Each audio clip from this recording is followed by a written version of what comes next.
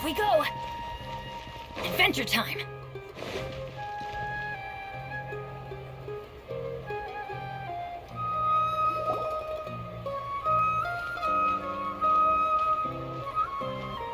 Ad Astra Avisask. We meet again, you two. Hi, Catherine. Do you have any commissions for us today? Commissions, huh? Let me think. Oh, how about this? Please attend the Academia's Academic Symposium this afternoon and recite a love poem on stage. Wait, say what now? And if possible, please also use your camera to capture the reaction of the audience upon finishing the poem. Huh? What kind of commission is that?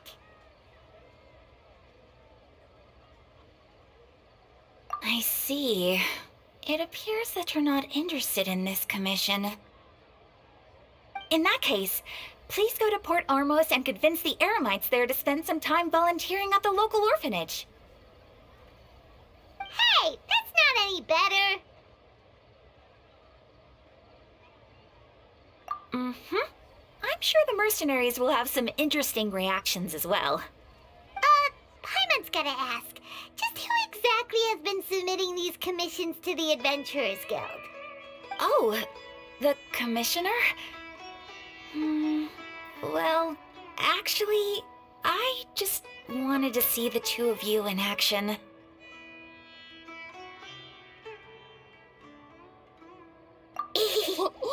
Was it so obvious?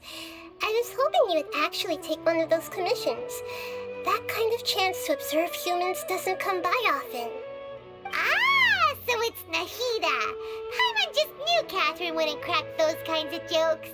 When did you get into her head?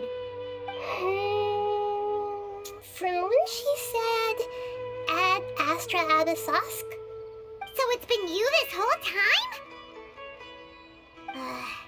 Are you done resting up, Nahida? Yes. I've been sleeping ever since we parted ways, and I even had a really, really long dream. It was another dream about the Sub-Zero's festival, except it was a happy one. In my dream, I was sitting in the middle of a flower terrace, and everyone in Sumeru City was holding hands as they danced in circles around me. They danced round and round, and everyone looked really happy. I also got to sit on a gigantic flower carriage. Ferris, the Knight of Flowers, raised me really, really high above the ground, and I was throwing an endless amount of Yalda candies at the children. You know, Nahida, maybe your dream is how the Sub-Zero's festival really should be. It's meant to be a joyous time where everyone gets together to celebrate your birthday. Huh? Wasn't I describing a really happy dream? Why are you both looking at me like that? Wait, could this be an example of the emotion known as pity? No, we aren't pitying you. That would only make everything worse. We just don't want you to feel too sad. By the way, have you had a chance to visit Dunyarzad? How's she doing? The Homianis haven't allowed any visitors after the festival, so we haven't been able to check on her. Yes, I paid her a visit right after I woke up. She was resting at the time. Her condition is stabilized. However, since Elazar is a manifestation of the withering on the human body, we can only cure it by finding a way to take care of Irminsul's own withering. But for the moment, our top focus should still be figuring out what the sages are up to and what they're planning. Right. Who knows what'll happen if they manage to pull off another scheme like the Samsara of the Sub-Zero's festival? So our first priority should be investigating and putting a stop to the sages' activities. As for how we should pull that off, let's discuss it somewhere else. There are too many adventurers around here. Oh, good point. Sorry, adventurers. We're gonna be borrowing Catherine for a little while.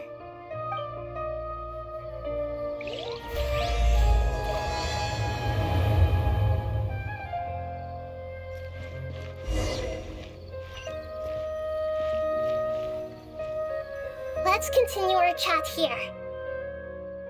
Okay, so do you have any ideas on how we can investigate the sages, Nahida? Actually, I've already done a little bit of work on that.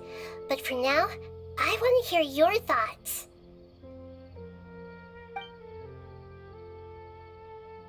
We're in the dark as of now.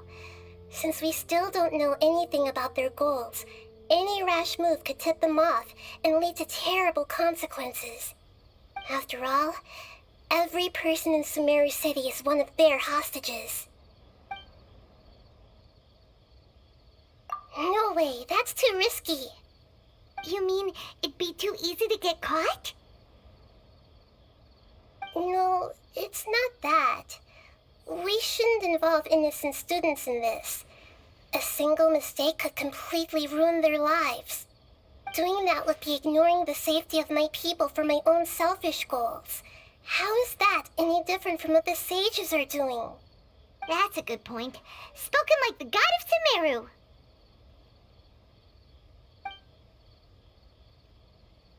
I've already tried that, but all the key members of the Academia, even the core of 30 guards, intentionally avoid wearing their Akasha terminals.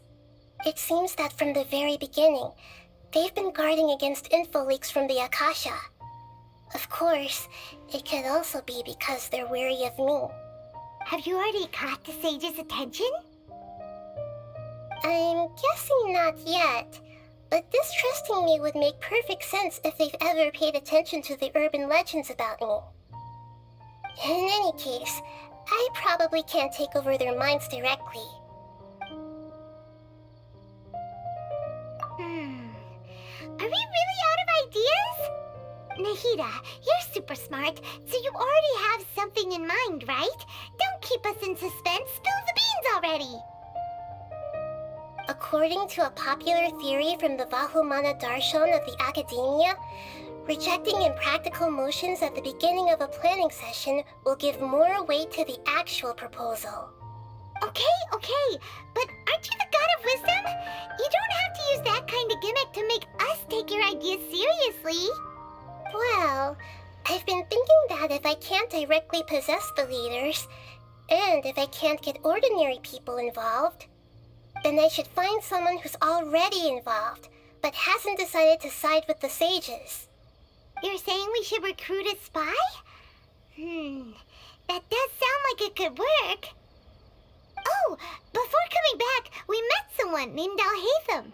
He seems like he acts alone, and he likes doing stuff behind the Academia's back. They probably aren't in cahoots. Actually, I already have someone in mind. Do you still remember that female scholar named Setaria? Setaria? Paimon remembers now. Isn't she the one who's always trailing behind the Grand Sage of the Academia? We ran into her basically every time the Sub-Zero's festival repeated itself. You could even say we're old enemies by now. Paimon still remembers the smug and mean way she always spoke to Nilu.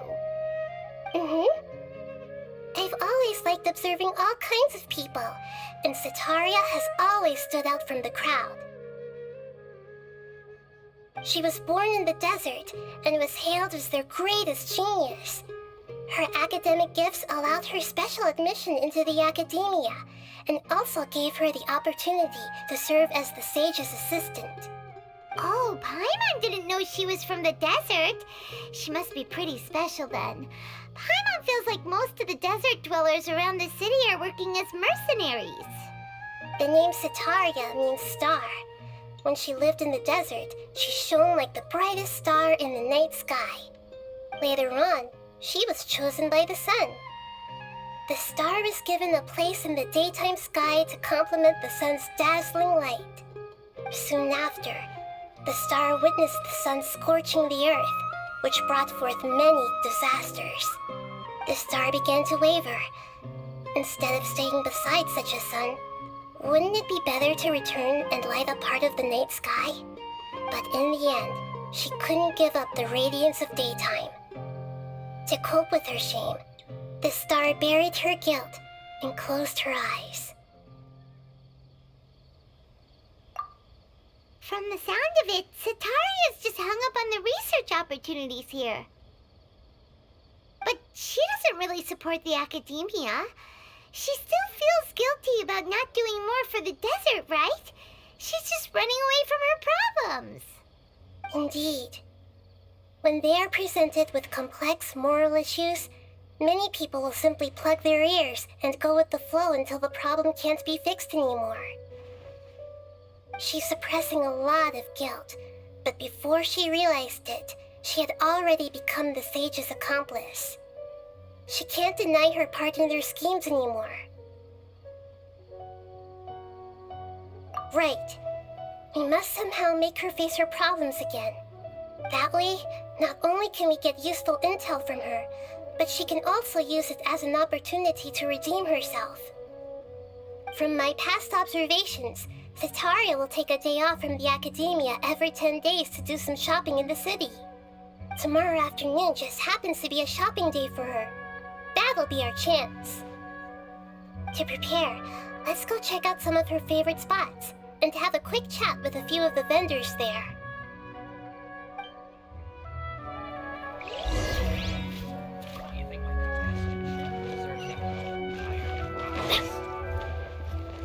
Off we go!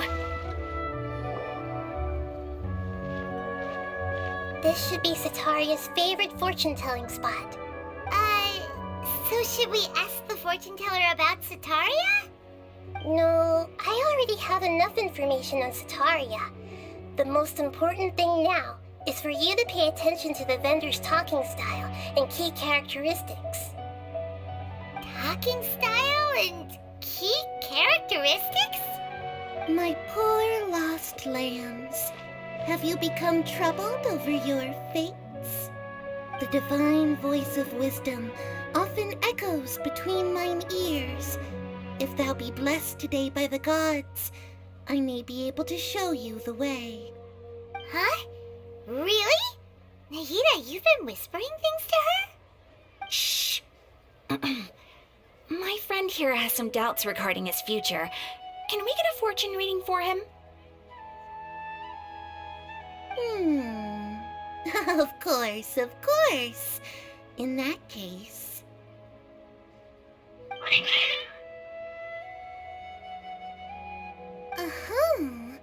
It would seem that Harut and Marut are quite wary of you. Perhaps, at some time in the past, you have somehow offended the gods. Only mocking the god of Animo, questioning the lord of Geo's financial savviness, and brawling with the god of Electro. Do those count? Oh, nothing. Go on, pick an aspect for her to divine. Health prospects, no problem at all.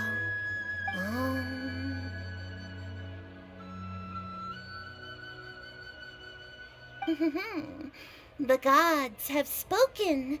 The truth shall be revealed. Your life shall continue on for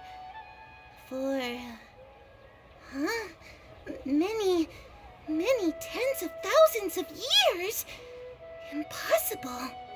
Harut, Marut, did you two spoil my divination? I've never read a fortune so absurd. Actually, Paimon thinks this is probably the most accurate fortune-telling you've ever done. I admit that the orientation of today's celestial matrix is, suboptimal. As such, there will be no charge. Is that so? Well, that can't be helped. If you were to bring some food offerings for Harut and Marut on your next visit, perhaps they could help you reverse the wheels of fate.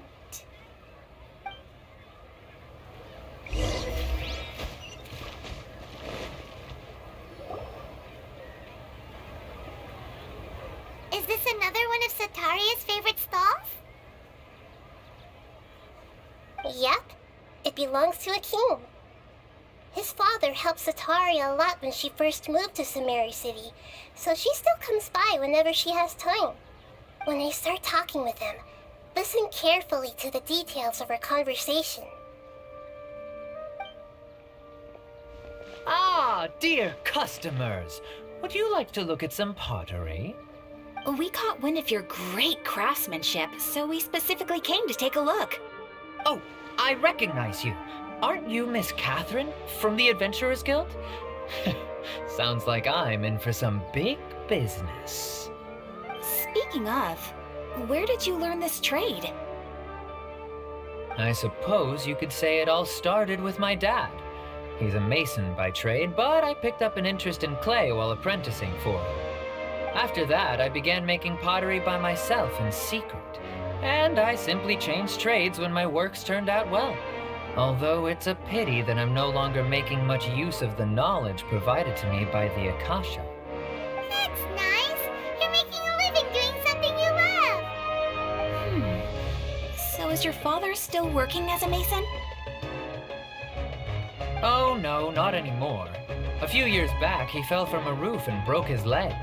Since he had already saved enough mora over all these years, he's just enjoying the retired life in Port Ormos nowadays. I see. We wish him peace and happiness in his retirement. I'll have someone in charge of logistics at the guild come by another day for some goods.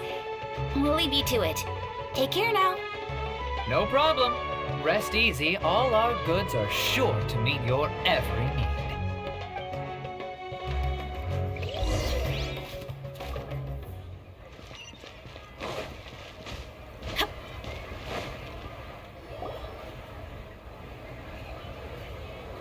This should be our final stop. Setaria is always thinking of this restaurant when she's working at the academia, so she always comes by whenever she's out in the city. Nahida, you've really thought of everything! It's my duty to protect Samari's citizens, after all. Hi there. I feel like I've seen you down by the docks before. Huh? Sorry, I don't quite remember. If I recall, you were having a discussion with someone about shipbuilding at the time. Ah, that's right! I've always been really interested in feats of marine engineering. After all, I grew up in Liyue Harbor and spent my entire childhood staring at the ships going in and out of the port. I came to Sumeru to study, but failed to make it into the academia due to my lack of talent. But I'm still discussing all kinds of problems with different scholars, and I'm continuing to study and perform research from the restaurant's basement. I'm sure I'll get into the academia after their next round of exams. What an admirable spirit for learning. Amazing. Sure, but you'll find hardworking people wherever you go. So this restaurant has a basement as well? Huh. First I've heard of it. That's right. It's not usually open to patrons. Most of the time, employees use it for breaks or to hold private events. I see. Guess that makes sense. Well, good luck with your studies, Miss Chishan. Thank you so much. As long as I can make it into the academia as an official student, I'll be happy.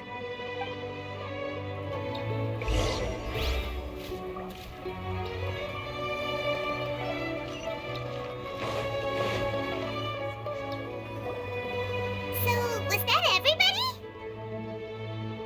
Mm-hmm. 3 familiar faces should be enough for Setaria. What's the point of all the information we've collected? Nahida, you still haven't told us how you're planning to make Setaria face her problems. Setaria is already used to avoiding her problems, so we must find a way to break through her usual sensibilities. I remember that you mentioned that the Eremites in Port Ormos are all making a fuss about the upcoming resurrection of the Scarlet King. Although it's all just a boatload of nonsense, the fate of her homeland may turn out to be Setaria's soft spot. Oh, Paimon gets it now! You want to take advantage of the guilt Setaria feels about her homeland. Although she knows she should return home to help the people of the desert, all she's done is conspire with the sages. So how do we set that up? Well, the Scarlet King is long gone, And Setaria is also too smart to fall for any simple tricks. If we simply engaged her under the guise of the Scarlet King's believers, she would definitely be wary of us, and we may not get anywhere. But if we were to borrow some of her close acquaintances to talk with her, her reaction would probably be very different. So, you mean you're going to possess those people we just talked to? Yep. Possess them through the Akasha. Imply that they've already converted to the faith of the Scarlet King, and then convey our made-up will of the Scarlet King. As long as everything goes smoothly, we'll get through to Setaria for sure. She'll never guess that we had anything to do with it. Ah, so that's how you're going to use all the info we collected on these people. It's so that you won't slip up and break form. Possessing them will only work if you can manage to pass off as them. Exactly. So, best of luck with impersonating them. Huh? Best of luck? But we don't know how to possess anyone. That's no problem at all. I'll just share all their senses with you once I've possessed them. As long as you're also wearing an Akasha terminal, the effect will basically be as if you've possessed them yourself. Huh. That is pretty convenient. But why does he have to do this? Can't you do it yourself? Although I've been observing humans for a while, I've never been good at imitating them. You're not wrong. It's always been painfully obvious whenever you try to pass as Catherine.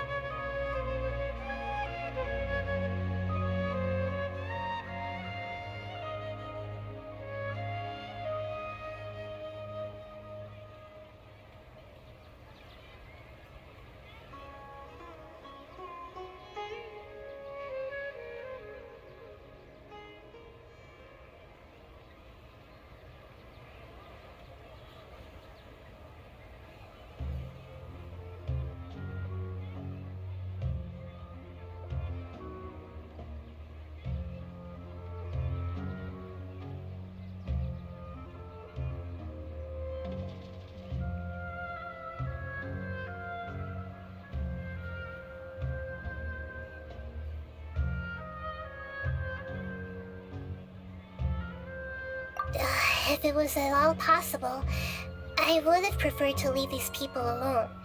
But seeing how things are now, I probably should just accept it and push on. Yeah, don't beat yourself up over it. We're only doing this to help everyone, and we'll only be borrowing them for a little while anyway. Alright, then let's give it a go tomorrow afternoon.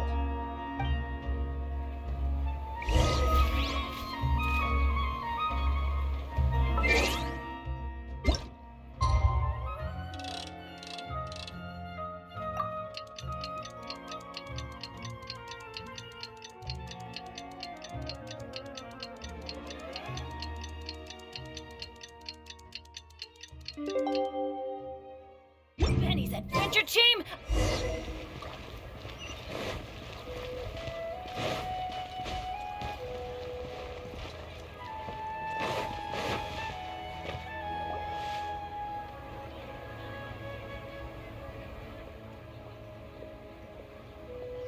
Oh, here she comes. Satari is here. Let's quietly follow her. Once she starts talking to her acquaintances, we'll find a safe spot to begin possessing them. As for how we'll sway her to our side, I'll leave that to you. I trust you'll know what to say. Paimon's starting to feel kinda nervous. Okay, let's go. Looks like they've already started talking. Let's find a hiding spot and get started.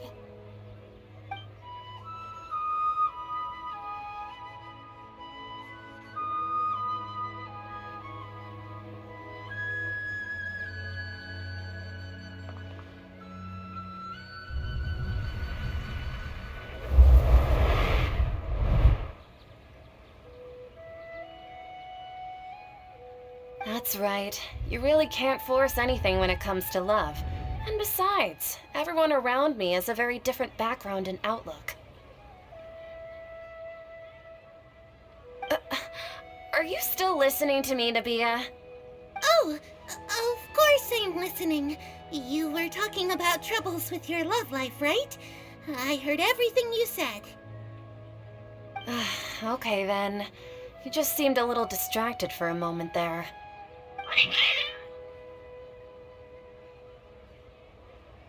Strange. Your cats seem pretty worked up. Is something wrong? I always thought they were quiet, happy kitties. Oh, what are their names again? Are you sure? Those aren't ringing a bell for some reason. Well, actually, they have many names. Which names I use depends on my mood. Huh, I see. I imagine that must be hard for the kitties, too. So, which fortune do you want me to read for you today? You must have come for another echo of the divine voice of wisdom. I'd like to get another reading on my love prospects, but to be perfectly honest with you, I feel like I've been a real mess recently. A mess? Well, could you do a reading on how long it'll take me to finish my current project at work? I really just want to get it over with. I hear you. No problem at all. The gods will reveal the truth.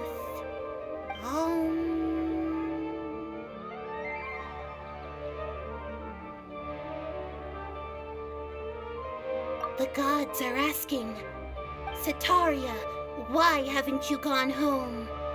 Why haven't I gone home? Do the gods really know everything I've been thinking about? Setaria, why don't you just go home? It's a demand now instead of a question. The gods seem to be truly upset. I'm sorry. I know I failed the gods. Please pass on my most sincere apologies and ask for their divine forgiveness. And if I may ask, Nabia, is there a specific god who's speaking to you right now?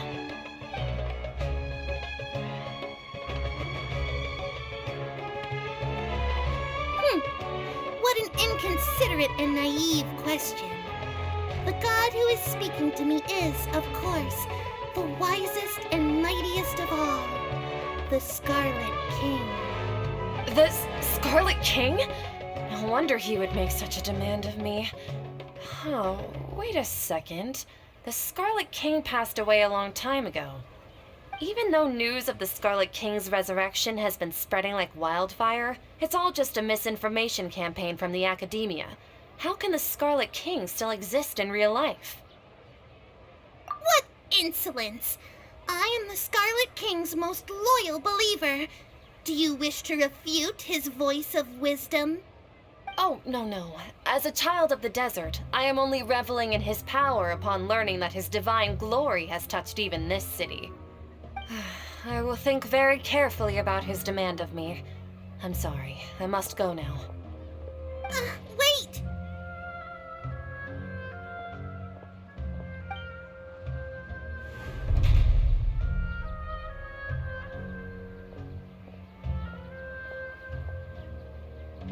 Whoa! She just ran off in a hurry. She looked pretty upset, too. Well done. Setaria didn't seem to suspect anything amiss. To have something she's been trying desperately to avoid show up out of nowhere and berate her, that must have shaken her to the core. Aw, Nahida, it seems like you understand human emotions really well after all. All I know are some abstract Harava-taught theories. And in any case, my time with you has shown a lot of them to be utterly useless. I'm still trying to make sense of everything. Anyway, enough of that. Let's hurry and catch up to Setaria. She's out of games now, right on cue. Let's get ready to possess him right away!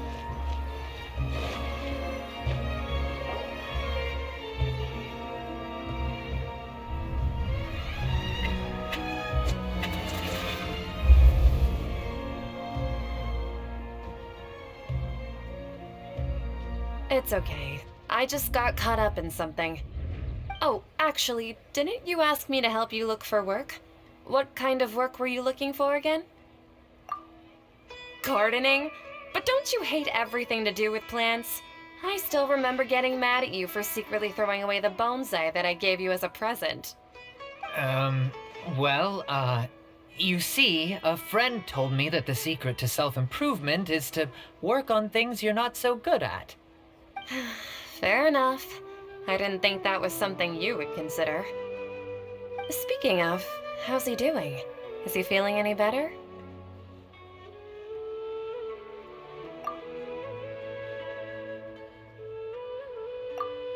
Oh, that's good to hear.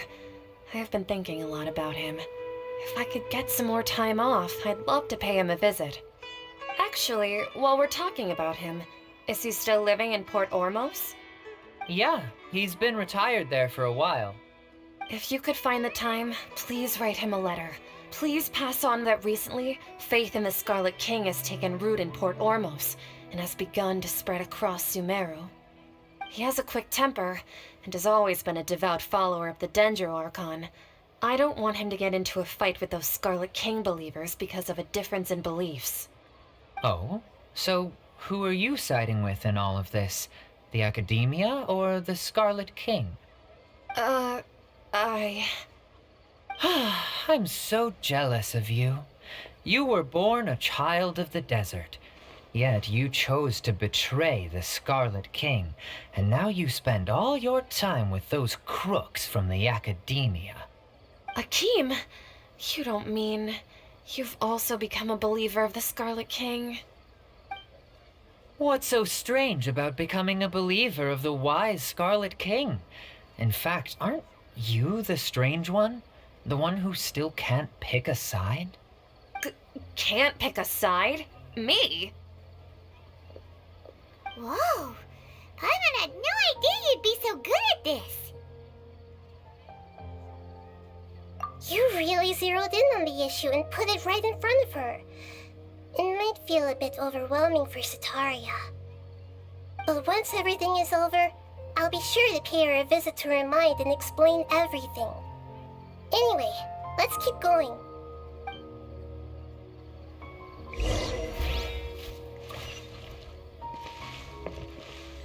Come on! Sataria's already started talking with Shishan!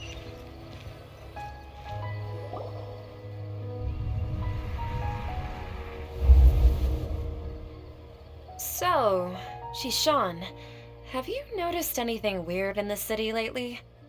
Like, as if someone was trying to preach to you about something? Oh, right. Speaking of strange things, I celebrated the Sub-Zerus festival so many times that I lost count. That was really weird. Wait, how could you be aware of that? That should be impossible. Nothing in the report indicated anything like that. Are you still failing to realize that the Academia's lowly tricks could never deceive all of Sumeru's citizens? Shishan, don't tell me that you've converted to the Scarlet King as well! What an absurd question. You make it sound like I should be ashamed for becoming a believer of the Scarlet King. In reality, shouldn't you be the one who is ashamed? You, who worked side by side with the Academia and treated people as nothing more than experimental subjects? Please, please stop! Even now, Sataria's still trying to run from her problems.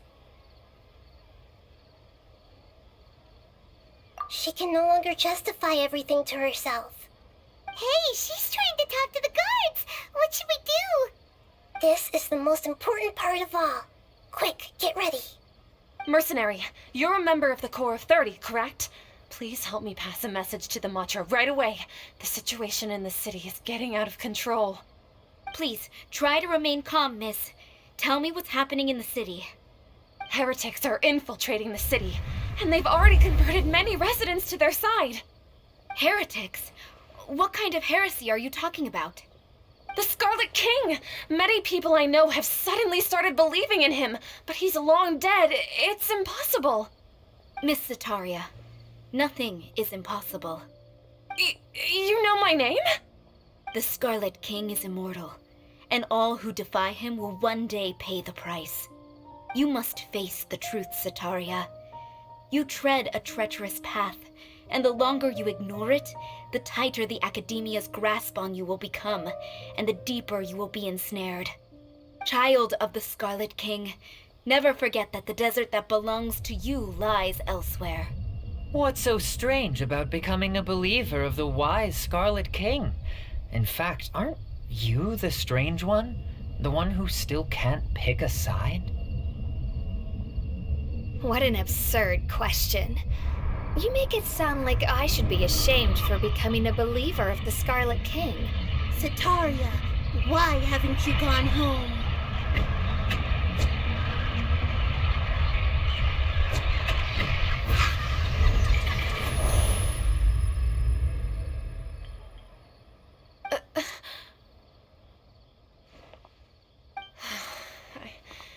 It seems that no matter where I run, I only keep finding more believers of the Scarlet King. I have to say, this is a familiar feeling. I've also been running from my guilt this whole time. Guilt over my part in the Sage's plans, and from ignoring the letters from the children of my homeland. But no matter how much I may try to ignore and get rid of it, my guilt always comes back. You won't necessarily lose your research opportunities by facing the truth. Besides, did you really want to conduct your research while carrying such heavy feelings of guilt? How do you know me so well? Are you truly just a believer of the Scarlet King? Or are you the god himself? That's not important. The important thing is to pass judgment on the Academia and its sages, and to correct their mistakes. If you could provide some assistance in this matter, perhaps it could serve as a form of atonement. I've actually never believed in the gods, but I've always believed in serendipity. Your appearance must be a fated opportunity for me to get out of this wretched situation. Please tell me, what can I do for you?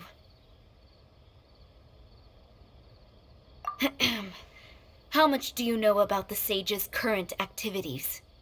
I was just one of the designers for the massed dream harvest scheme, which is what happened around the Sub-Zeru's festival.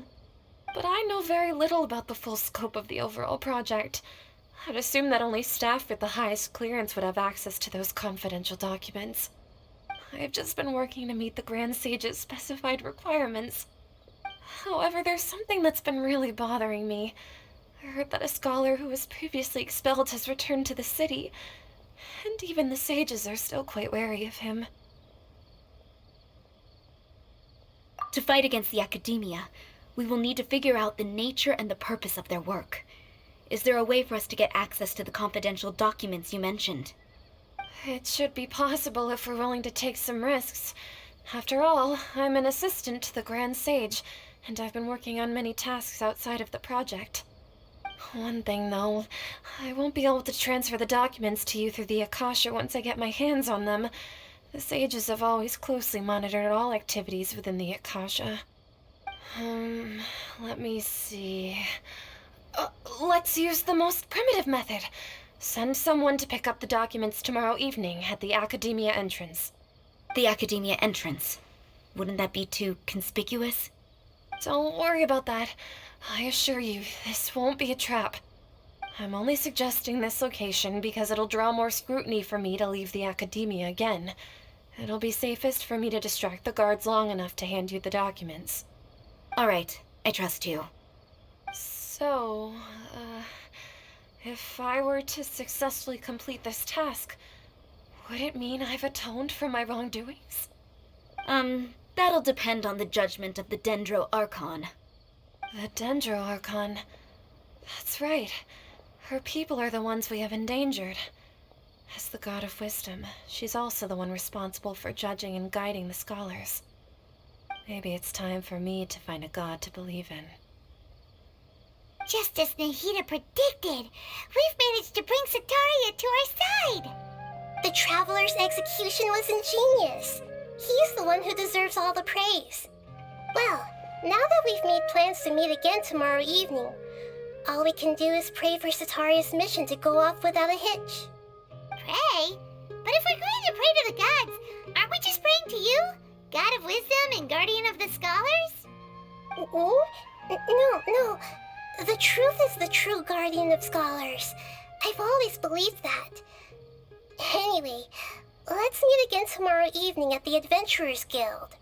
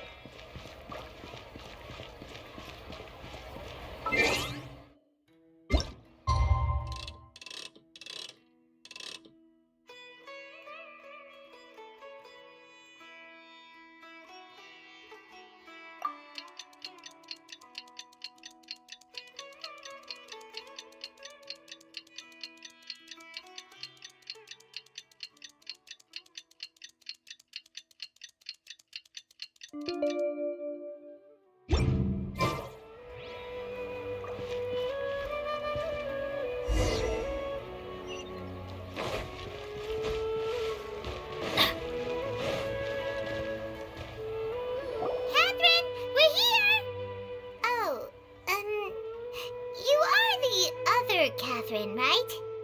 That's right. I suppose I'm the other Catherine in your mind. Shh! We're on a secret mission tonight, so we need to protect Catherine's identity. Yep, Paimon's right. We cannot fully rule out the chance that the meetup tonight is just a trap.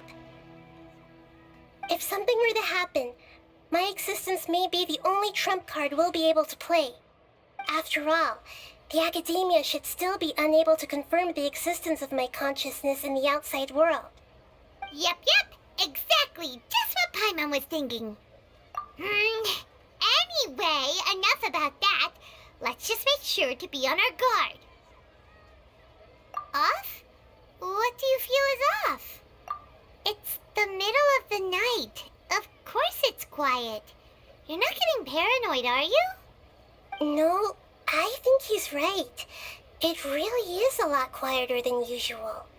If you look around, there seems to be fewer people on the streets. I'm not sure if this is the case for the entire city, though. Huh. Maybe it's just a coincidence. Maybe Sataria figured out a way to not only distract the guards, but also to get everyone to go to sleep early, just so we can exchange the documents in peace. I also can't quite figure out why things feel a little off. But now that we're here, let's go ahead and meet her as we planned. Well, regardless, as long as you're here with us, Paimon feels a little safer.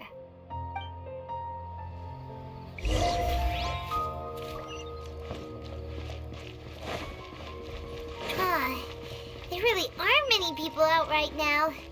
Let's hope it'll be this quiet in front of the academia, and that Sataria managed to distract all the guards. Adventure time!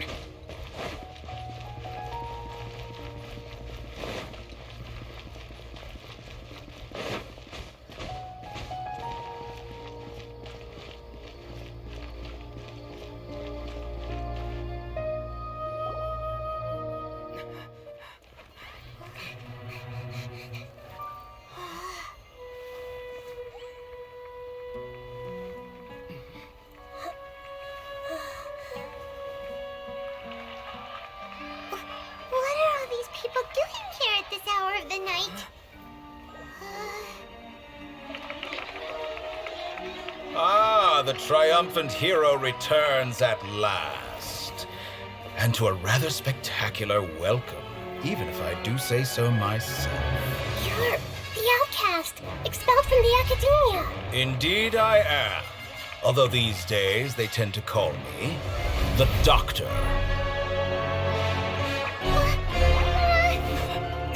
If you're looking for your researcher friend, she has already been taken into confinement. With some basic caution, she could have discovered the listening device on her person. Clearly, she lacks the degree of rigor expected of a true scholar.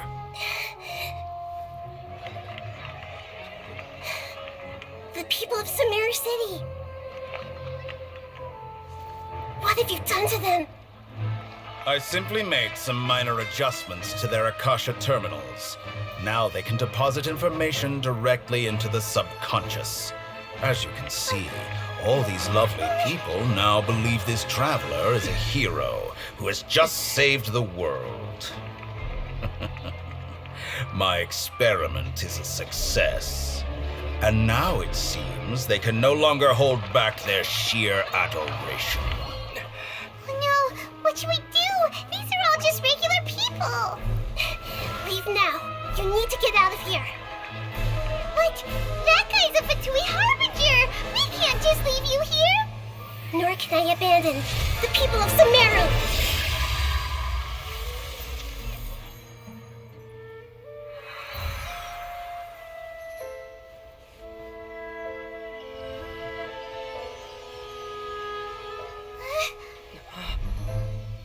Don't worry. We'll meet again outside of the city.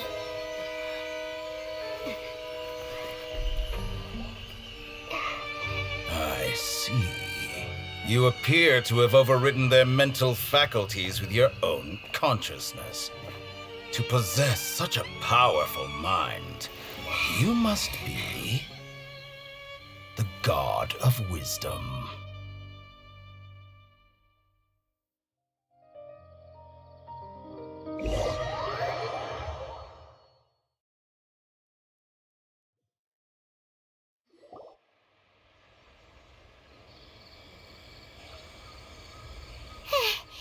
This should be far enough. Paimon needs to catch her breath first. Is Nahida going to be okay? We only made it out because of her. Paimon wasn't counting on running into a new Harbinger here, let alone such a high-ranking one. That guy was number 2. So scary. He called himself the Doctor. Remember, Tainari told us about him. Sataria did say that someone who once got expelled from the academia came back recently. And that even the sages are wary of him. Yep, sounds like she must have been talking about the Doctor. Yeah, now that the Doctor's in the picture, we're no longer just dealing with the academia. They're in cahoots with the Fatui. But what are the Fatui after this time? Another Gnosis? Yeah, things would be a lot easier with Nahida's help. Nahida said we'll meet again outside of the city. But we can't just keep waiting around, right? You mean... Oh, right! Wasn't he invited by the sages to work on some project when we were staying with him in the Vidia Forest? That has to be the same project. Even though he turned it down at the time, he might still know something. There's no time to lose. Let's go to Gandharvaville.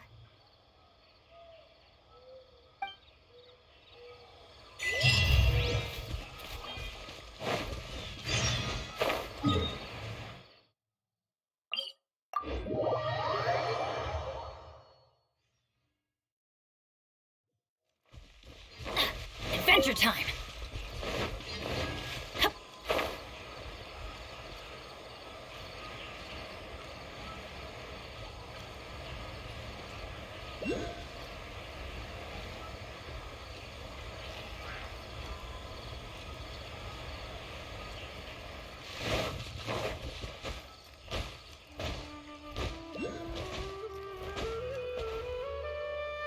Hold it right there.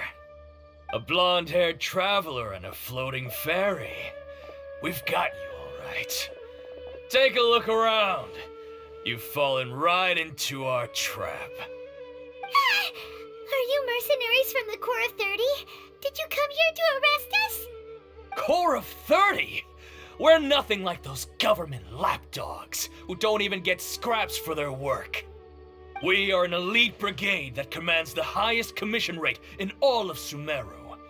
We're here on the orders of a client known only as the Outcast. The Outcast? An outcast from the academia? But why wouldn't the doctor just send the Fatui after us? Still wasting time on idle chit-chat. We'll shut you up soon enough. Get them! You're up, Traveler! Following order. New punching. I'm going in! Shouldn't let your guard down.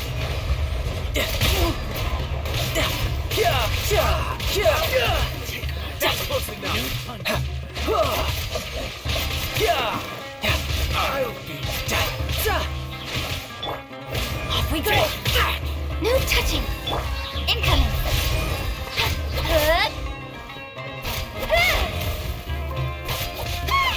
It isn't over yet! Here comes reinforcements!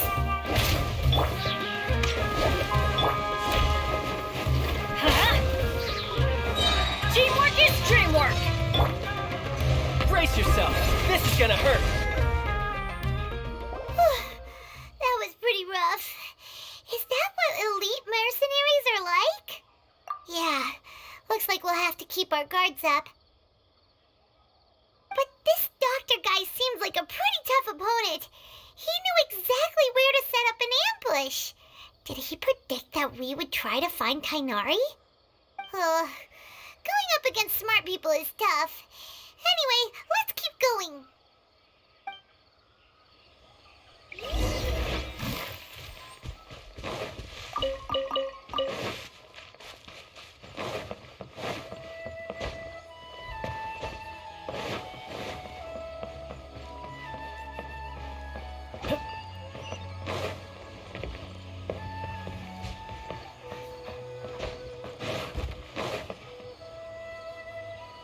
Oh, it's the Traveler and Paimon. What are you two doing back here? Kale, it's nice to see you again. Are you doing all right? To be honest, I'm not doing too well. My Elazar has been progressing at a faster rate lately. I'm finding it harder to complete more intricate tasks. As a result, Master Tainari is taking me off the patrol schedule. He will only allow me to stay here and coordinate other people's tasks. Oh, Kale. Speaking of Tainari, did he go off on patrol? We're here to talk to him. Oh, Master Tainari? He just left the Avidia Forest a little while ago. He was headed to Party's DI. Huh? He left? But isn't Tainari always saying that he never wants to leave the Avidia Forest? He even turned down the Sage's invitation. I thought it was weird too. Master Tainari always prioritizes his work as a forest watcher above everything. He almost never leaves his post. He left in a hurry this time, though. No, I only found out that he left through a message he left behind. He also made sure to delegate all his tasks using a schedule. To leave in such a hurry? I'd guess he had something urgent to take care of. Master Tainari originally studied in the Immortal Darshan of the Academia, and Partis DI is something like the Immortal's research base. Many rare shrubs and grasses have been planted there for research. I know that before he became a forest watcher, Master Tainari once spent a long time conducting research at Partis DI. A research base, huh? Gotta wonder what kind of research Tainari just decided to work on all of a sudden. Oh, we don't have a lot of time, so let's go look for him at Party's DI. Don't worry. I'm fine. I'm used to living with Elazar by now. If you run into Master Tainari, please send him my regards. Got it. Will do. See you later, Kale.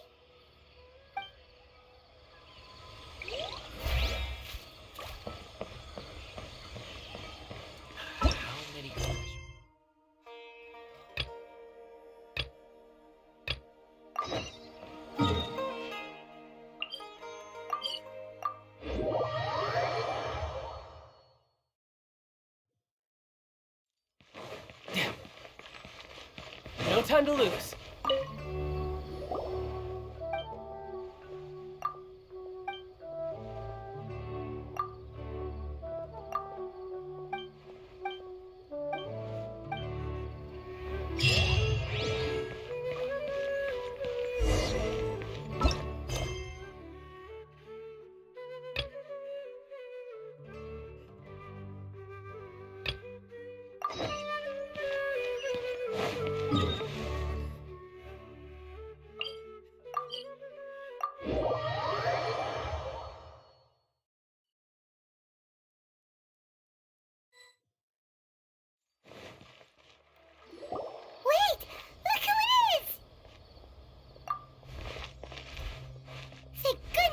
okay. We were so worried about you. Hey, this was supposed to be a touching reunion, but you're ruining the moment. Actually, it's very smart of the Traveler to be wary of me right now. After all, the Doctor has shown that his technology can apparently even control human minds. Plus, it's not like you could have known what happened after we split up and I was facing the Doctor by myself. Even a pool of stagnant water after a torrential storm can occasionally pass as a patch of sky. Paimon feels like only the real Nahida could come up with such an obscure analogy. Huh? But I wasn't trying to win your trust or anything. All I wanted was to clarify my point. Well, we understand that point now. Please, Nahida, tell us more about what happened. Are those poor people all right? When you left, I was still in the middle of restoring everyone's minds. Thankfully, when the Doctor mentioned depositing information into the subconscious, he didn't mean engraving information into their minds. Instead, he did something closer to creating hallucinations. That was still within my power to fix. Luckily, I managed to finish my restorations and mind jump away from him just as he was about to capture me. Whew. What a relief. The Doctor sure pulled out some hidden cards, but good thing we had Nahida with us. I wouldn't be relieved just yet. I gave away my true identity when I restored everyone's minds, which means we've lost another one of our trump cards. Also, the Doctor is already an expert at modifying Akasha terminals.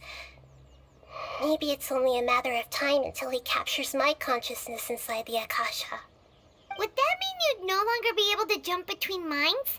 Then how do we stop him? He's still at the Academia, so it's possible he already started messing with the Akasha.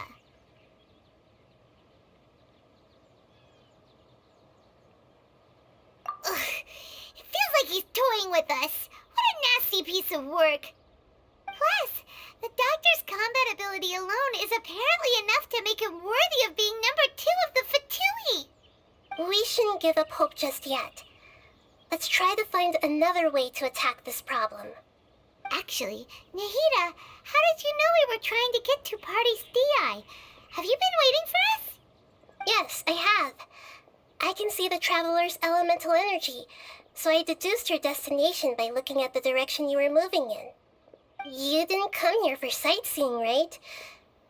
Did you find any leads? We're looking for a scholar we know. His name is Tainari, and the sages once tried to reach out to him. Why don't you come inside with us and see what we can find? Okay. Let's just hope we won't get him into trouble.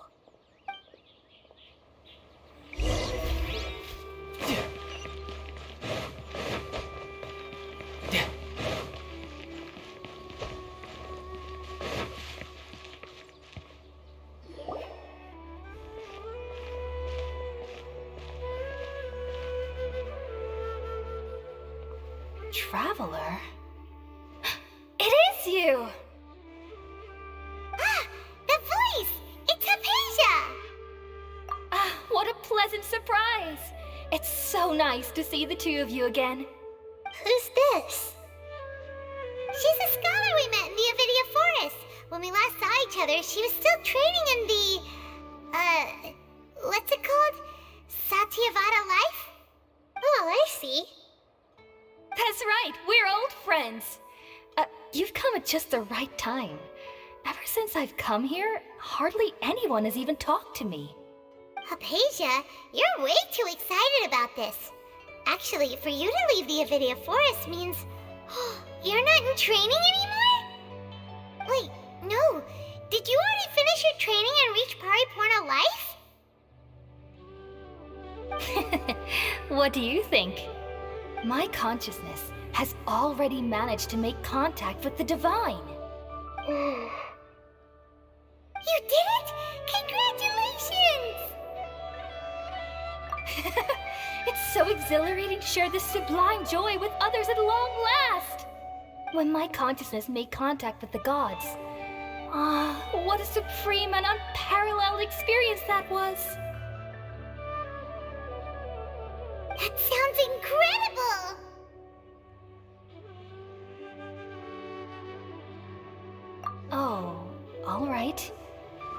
Actually, please wait. I haven't forgotten my promise to you. Remember? I promised to help you understand what you saw from Irminsul once I gained deeper insights.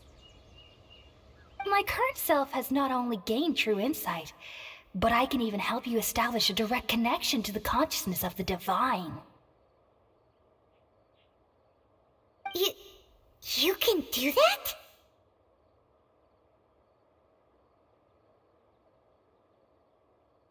I've never heard of anything like that, but if you want to give it a try, I'll do my best to protect your consciousness during the process.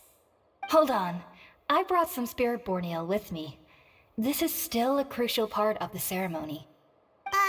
We're using that incense again? All right now. Hold my hand. I'll help you establish a pathway to connect your consciousness. Okay.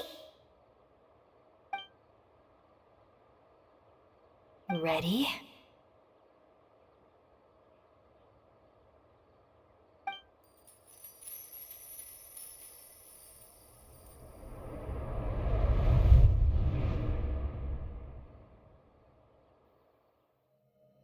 It took 3 betrayals for me to finally understand.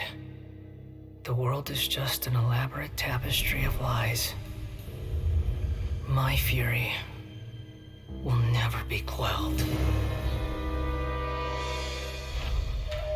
The first to betray me was a god. My creator. My mother.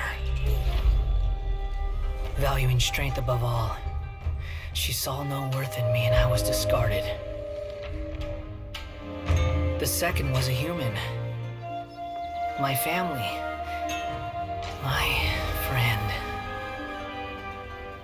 Consumed by fear, he saw me as an abomination.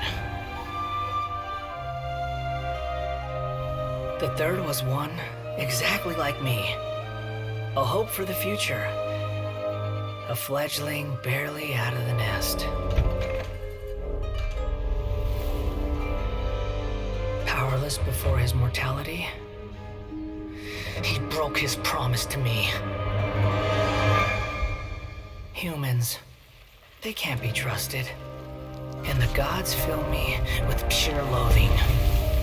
So I said good riddance. I denounced the world and laugh in its face. My chest will never again be defiled by worldly filth. I will scrub away every last trace of human emotion.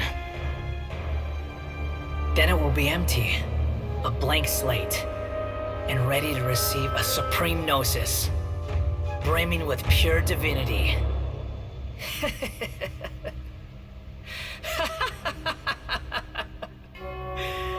There is no need to fear. The pain will be brief. Your era is coming to an end.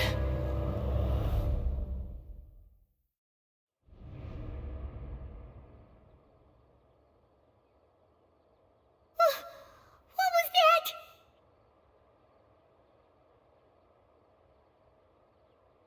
Did we actually just see the Balladeer's memories? Everything matches what we know about him.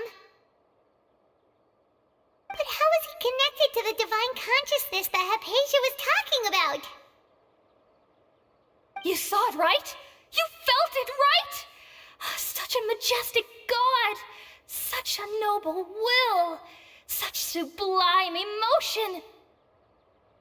Alas, shame. If only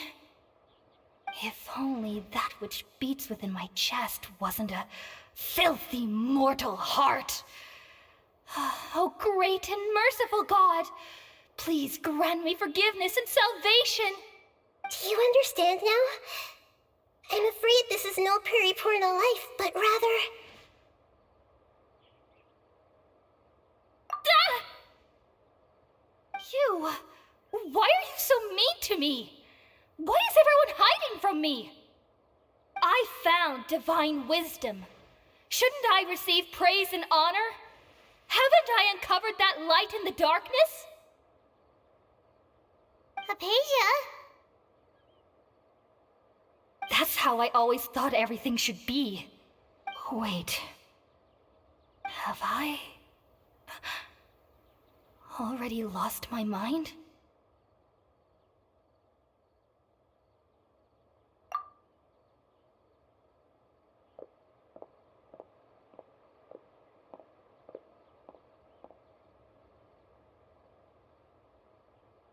Wait, something isn't right.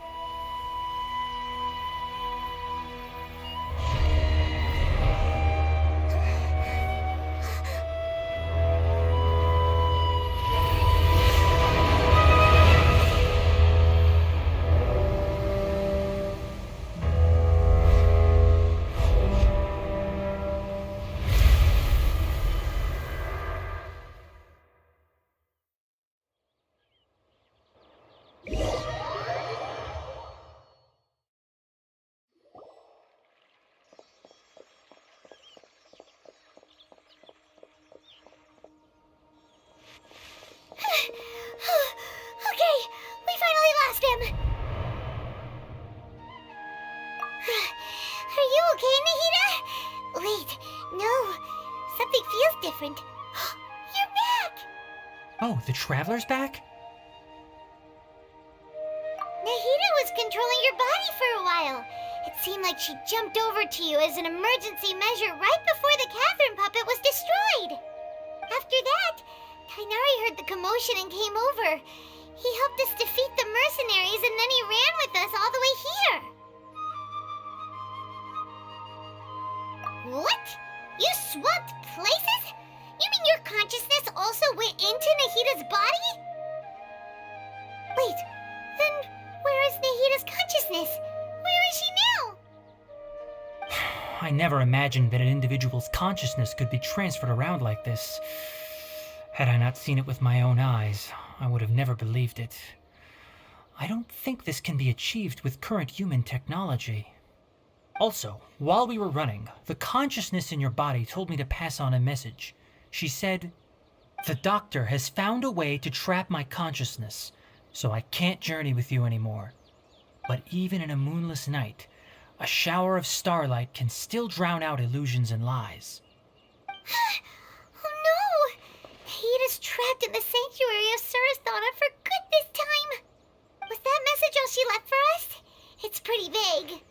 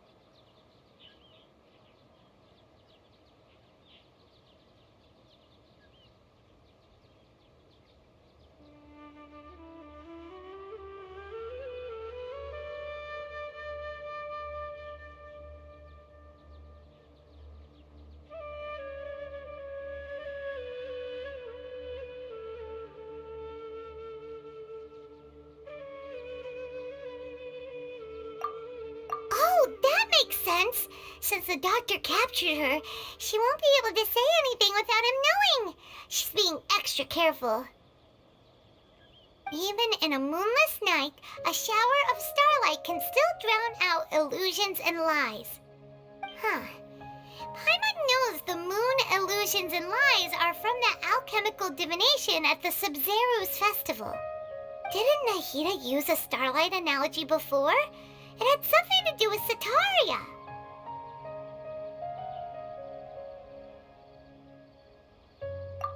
Oh, that makes a lot of sense. Huh. Do you think Nahida was telling us to go find help in the desert? But she isn't with us anymore. Think we'll be okay? Paimon, you said Sanctuary of Surasthana. Does this mean that this Nahida you're talking about, the consciousness who was occupying the traveler's body, is the Dendro Archon? Your guess is correct, but the situation's a bit complicated, so it's really hard for us to explain right now. That's all right. A scholar's curiosity doesn't need to be appeased right away. As for the complicated nature of the situation, safe to say I have witnessed that for myself. I've spent some time with you, and it looks like the Dendro Archon's also on your side, so I trust you. Thank you, Tainari. Oh, actually, we came here to ask you a question. What do you know about the project that the sages have been working on? Ah, that. While I was indeed invited to join that project, the sages were always secretive about its scope and goals, so I eventually declined. All I know is that that project has something to do with the restoration of Irminsul. Huh? Did you see something when you were in Nahida's body? What? Do you have any evidence?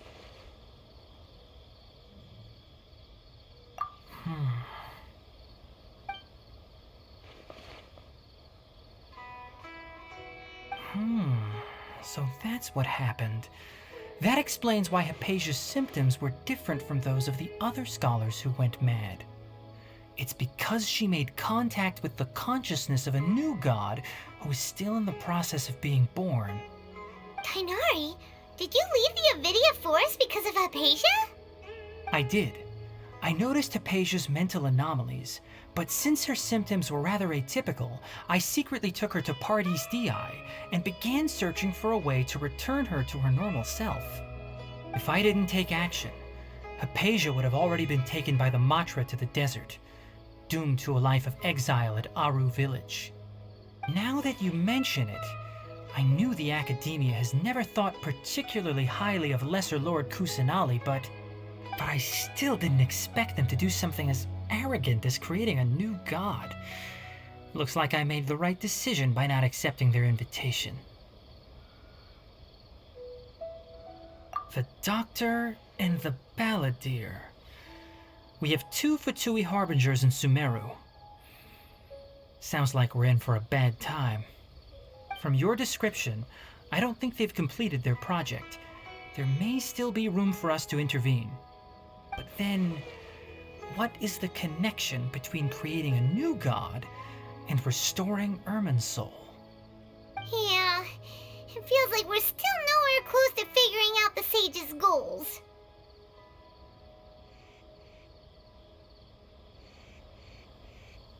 Right, we've pretty much gone over everything we need to know, so we should head out. How about you, Tainari? What are you going to do? I'll stay here for now. I still want to try a few more things to help Hypatia. If you're planning to go into the desert, start by heading for Caravan Rabat. That'll be your fastest route. Come find me here if there's anything else I can do to help. May the spirit of wisdom go with you. Thanks, Tainari. Hopefully Hypatia will feel better soon. We're off then.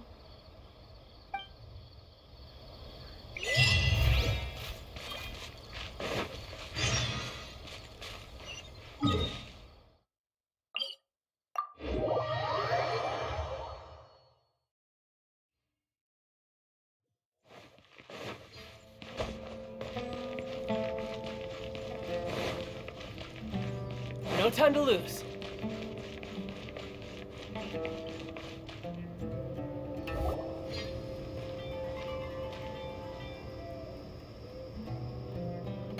We finally made it to Caravan Rebat. It's pretty lively here. So, Just past this wall is the desert, huh? Oh, wow. Paimon remembers hearing people call this the Wall of Samiel. It's made to block sandstorms from the outside. Oh, if it's this tall, it's gotta be the divine work of Greater Lord Rukkhadevata, right?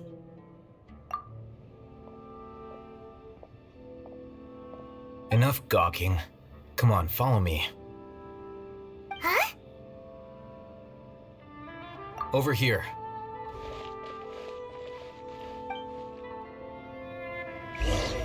Oh, Hatham went that way!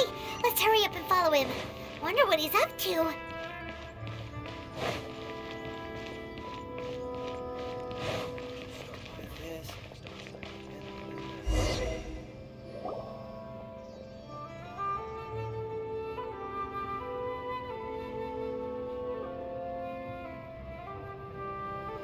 What the? Where did he go? How did we lose them? They were just here a second ago. More Eremite mercenaries? Who are they working for this time? Anyway, Traveler, it seems like we were being followed again. You were too careless. You should have noticed those hopeless amateurs trailing you a long time ago.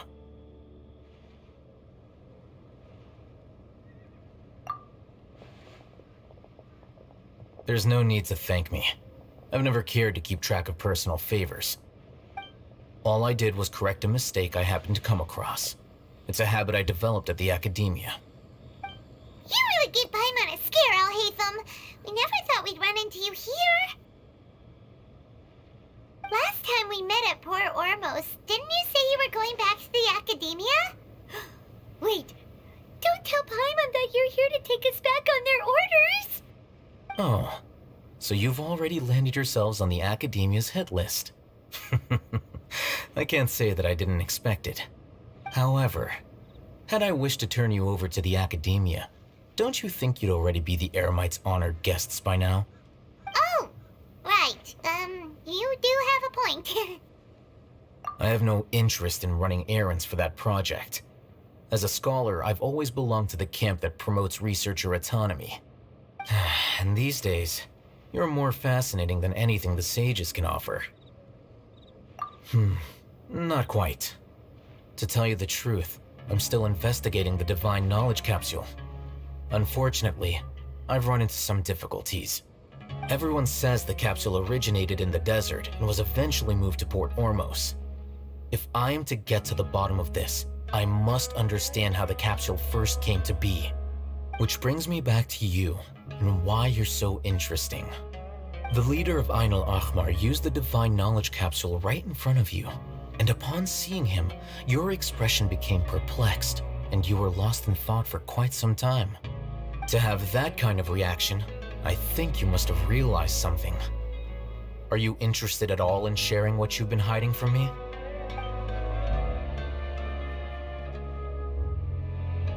Alhaitham, you really have a ridiculous eye for detail. What kind of person even notices or remembers stuff like that? So that's your answer. Well, I do work for the academia after all. So considering that, it is indeed wise to keep your cards close to your chest. But that does prove you do have some undisclosed information about the Divine Knowledge Capsule. Am I right? No matter. Rather than simply learning the answers from you, I'd still prefer to investigate on my own. Speaking of, you two are also headed to the desert? That's right! We have the same plan as you! But we don't really have any concrete goals at the moment. Then I'd suggest starting with Aru Village. It's the largest settlement in the desert, so it'll probably have more resources and intel than anywhere else. Well, would you like... It's always better to travel with someone you know. Let's go!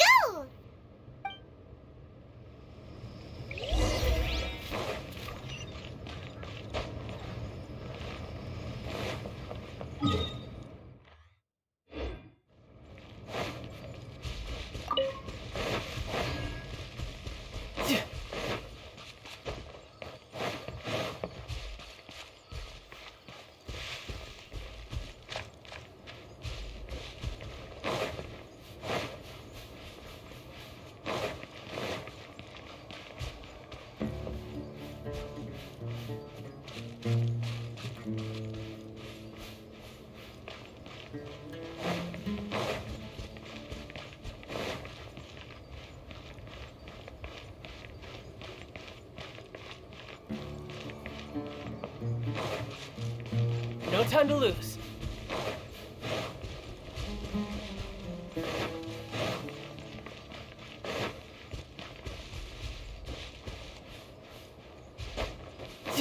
No time to lose. Yep.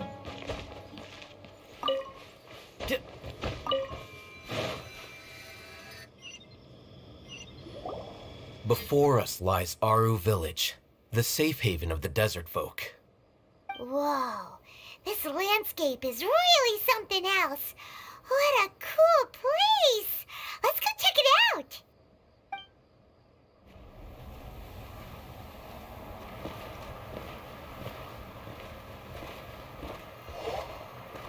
Wow!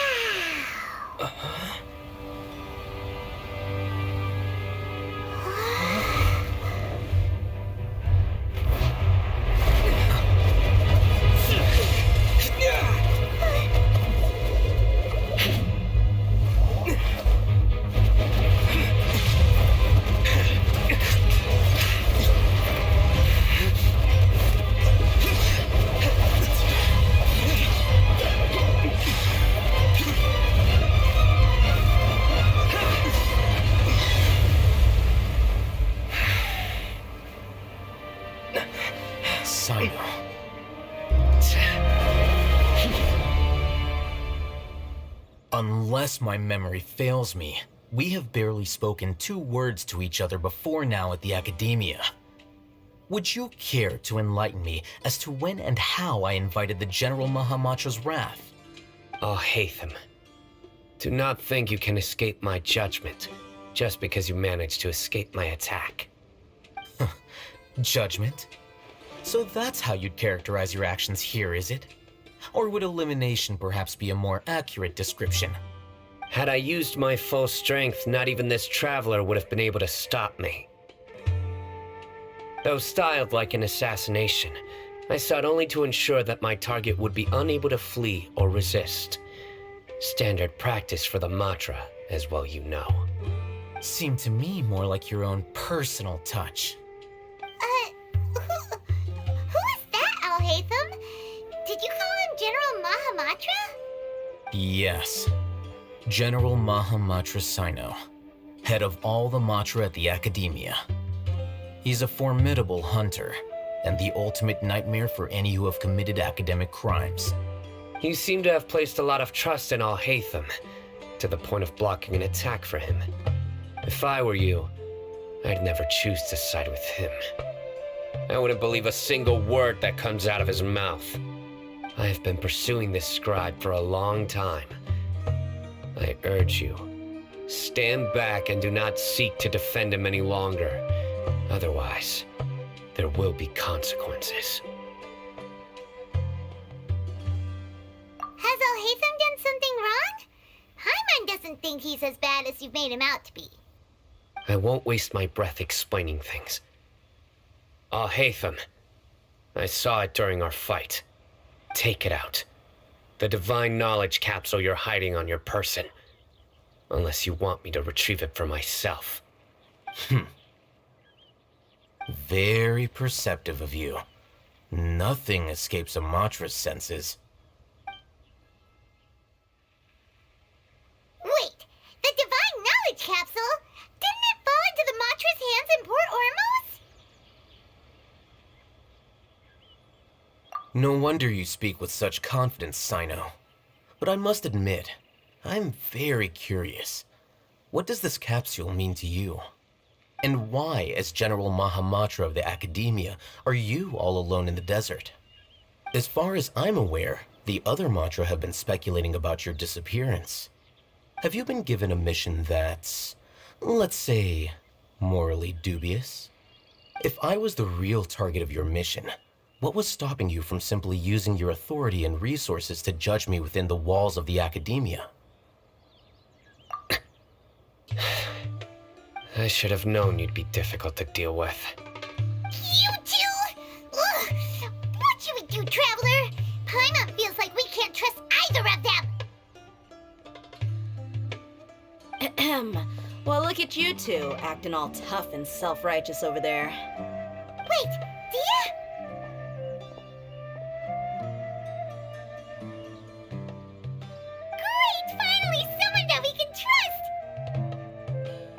help us out here. Otherwise, these two are gonna start fighting again. Yeah, sure looks that way. Two giants from the academia duking it out once and for all. Not something you get to see every day, that's for sure. Listen, I know you academic types love to fill up your big brains with self-righteous morality and lord your empty rules and virtues over each other. But how dare you bring your petty disputes into the safe haven of Aru Village? It seems like someone's gonna have to beat some sense into your thick skulls until you finally learn to respect these grounds.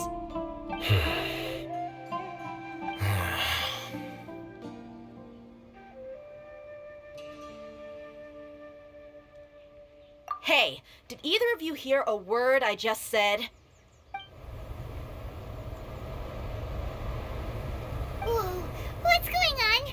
The wind's so strong. Is this a sandstorm? Paimon's gonna get blown away. Another sandstorm? What's up with these recently? Hey! All of you, over here, quickly! We have to take cover! Someone's calling for us! Oh, this wind is too strong! Let's get over there! That sounded like Candace. Come on, you two. Jeez, are all of you academia folks such hard work? Move it! All right, stop yelling.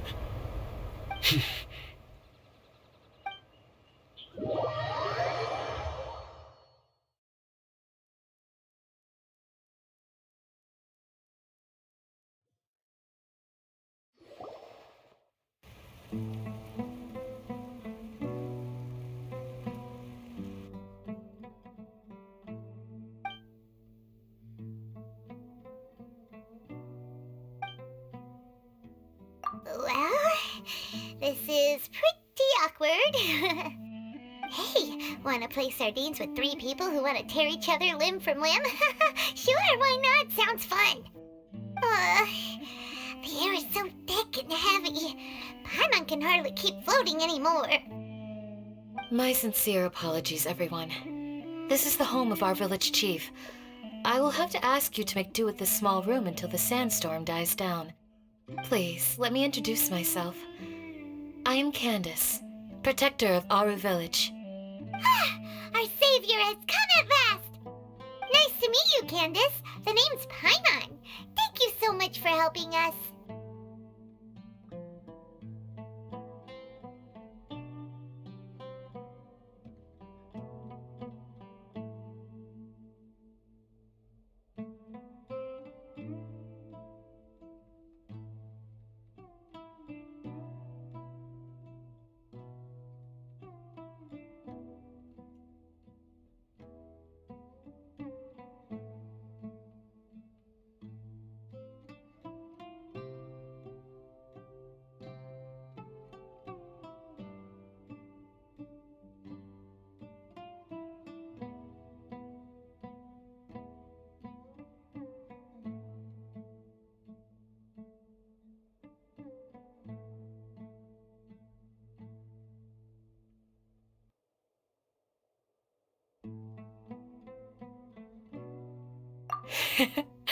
There's no need to thank me.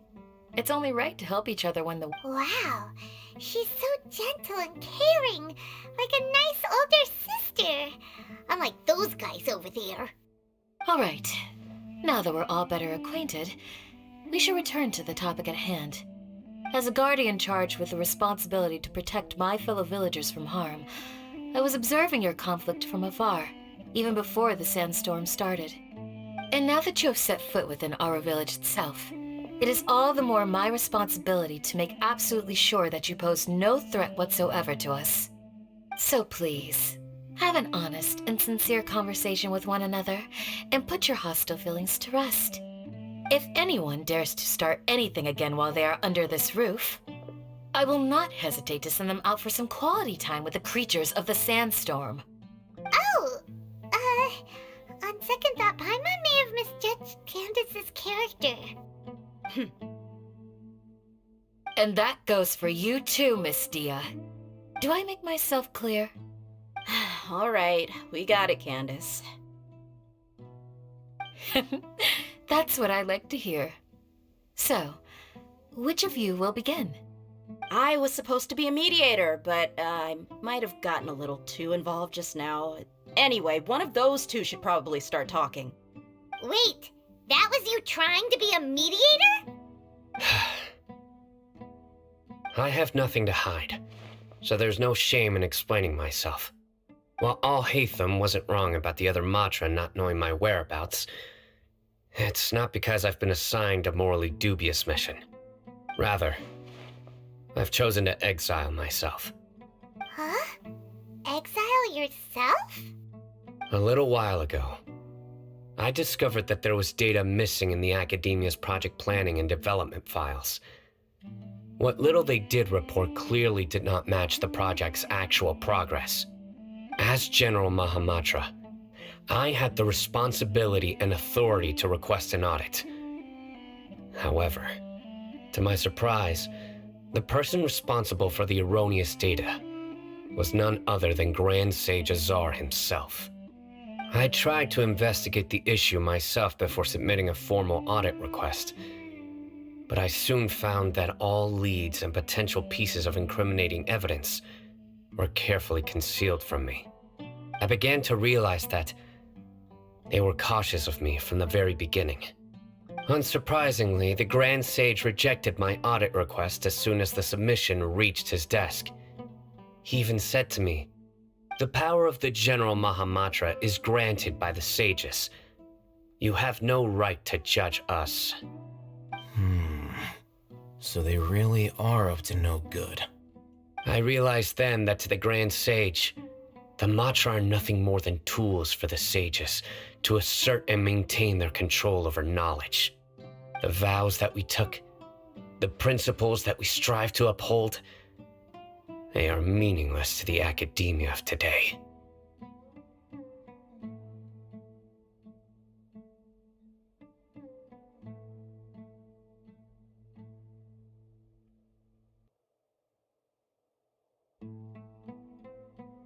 I believed it would be wise to flee the academia before the sages had a chance to take action against me. This way, they can no longer see nor predict my actions. I will never give up on this investigation. There's no need for someone else to give me power or authority. Once I find the truth, I will administer judgment by my own name. Sino seems to have the same goal as us. We're all investigating the sages. Plus, now that he's no longer the General Mahamatra, he somehow feels a lot less scary.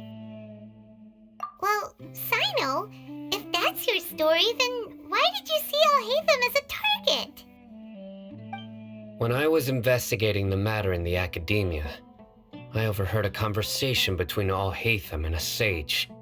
The sages asked you to investigate a blonde-haired traveler. Do you dispute this, Al-Haytham? What? Like many parts of the project, this assignment was undocumented. Now throw in your suspicious behavior with a divine knowledge capsule, and I think we deserve an explanation. Yes. I was indeed tasked with investigating the Traveler. Al-Haytham! After all, the promised reward was so great that hardly any scholar could have refused. The sage told me, once you've completed this assignment, I can give you a glimpse of divine knowledge. A most enticing offer. Unfortunately, those academics don't know me at all. Their words contained one key piece of information, namely that divine knowledge indeed exists. That gave me all I needed to know. From my perspective, the sages are far from trustworthy. Think about it. Isn't it a little strange they're so willing to share divine knowledge with anyone, even as a reward? So, I began my own investigation following the lead of the divine knowledge capsule.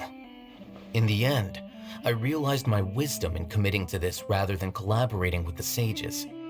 Had I been less guarded, I probably would have ended up like that Ain al-Ahmar mercenary, incapable of remaining sane for long enough to hold a conversation. You mean that the sages originally planned to dispose of you, Using one of those capsules that drive people insane? I'd already given up on the assignment by then. I only told the Academia I was waiting in Port Ormos for you to appear so they wouldn't suspect anything. So it came as quite a surprise when I encountered my erstwhile target while investigating the Divine Knowledge Capsule. Criminals do love to talk about coincidences. Even though I ran into the Traveler by chance, I had no intention of providing assistance to the Academia. Also, you should remember, you were the ones who decided to follow me and strike up a conversation after I left that tavern.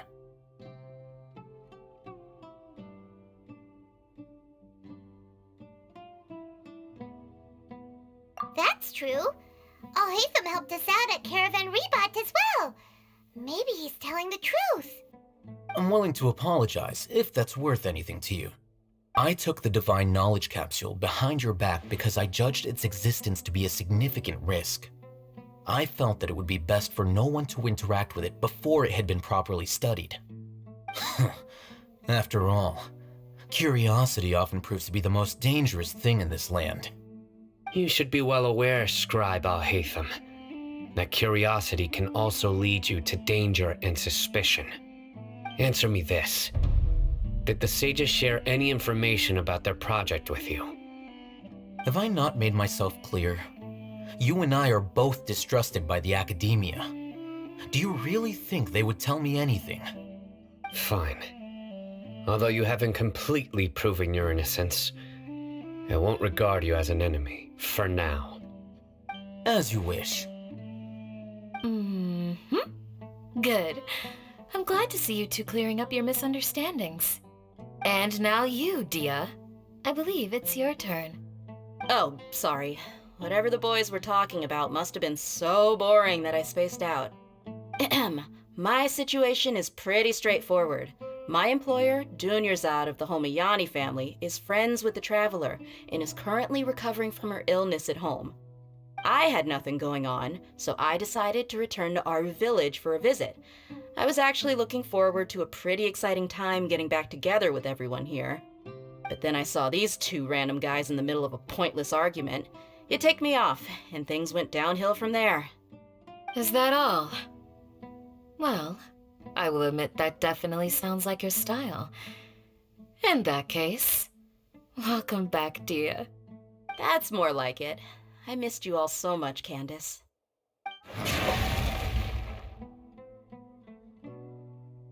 Whoa! What was that sound? No need to worry. Now that you're no longer at each other's throats, please make yourselves at home. I'll take a quick trip outside to clear out some of those creatures in the sandstorm.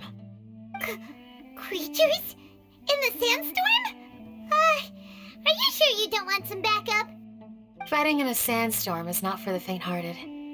Anyone without extensive training in these conditions is at a disadvantage.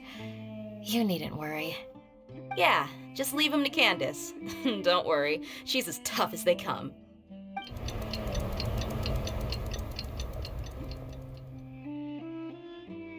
The wind's died down. That means the sandstorm's over, right? Candace still isn't back yet, though. Is she alright? Maybe we should go out and check on her. When you put it that way, even I'm starting to feel a little worried. All right, let's go. We've been here long enough, and the boys are as chatty as the floor.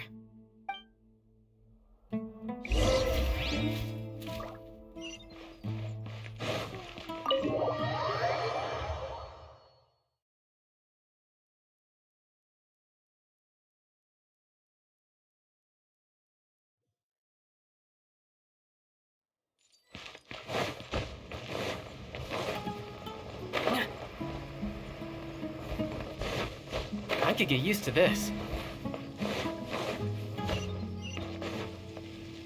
Whoa! Candace, you're still fighting? You've been out here dealing with these creatures the entire time? Yes. They just keep coming in waves. I've lost count of how many I've defeated. Before I realized it, even the sandstorm had stopped. Ah! Here comes another wave! Leave this round to us. I got interrupted earlier, but now I have something to take my anger out on. It's been quite a while since I've seen the flame main in action. I'll leave these to you then. I'll be sure to put on a good show. Let's go!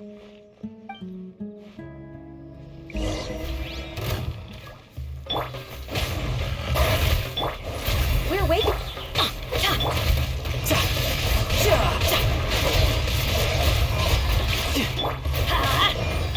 Nowhere to hide. Don't blink. Here comes another wave. When are they ever gonna let up?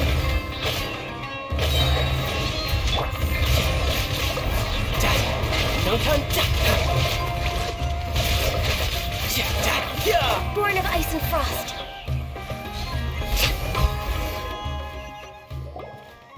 The creatures stopped appearing. Was that the last of them? What we fought just now was probably the aftermath of the sandstorm. So we should be safe for the time being. Well fought, everyone. No injuries, I hope. Huh? Who are you? Ah, my apologies. I haven't had a chance to greet you yet. I had my hands full taking care of the village's elderly and children. I am the chief of Aru village. Everyone usually calls me Uncle Anpu. Sir, I am also originally from the desert, but I have not been back for some time now. May I ask if such sandstorms are common? I can't say they've always been common, but recently the storms have become increasingly severe and frequent. Besides sandstorms, we also occasionally get earthquakes. According to an investigator who stayed in the village a while ago, these unusual natural phenomena are related to the withering of Irminsul. Another effect of Irminsul's withering. So, Irminsul's withering causes withering zones in the forest, and sandstorms and earthquakes here in the desert? Everything in the natural world is inextricably connected to Irminsul.